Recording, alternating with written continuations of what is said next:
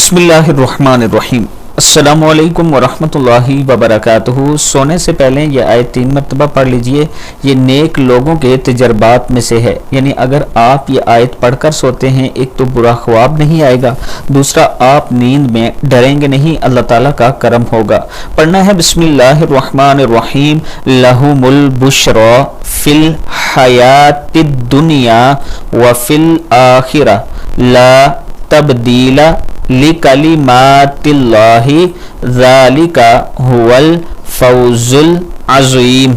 پھر پڑھ لیں، لہم البشری فی الحیات الدنیا وفی الآخرہ لا تبدیل لکلمات اللہ ذالک هو الفوز العظیم۔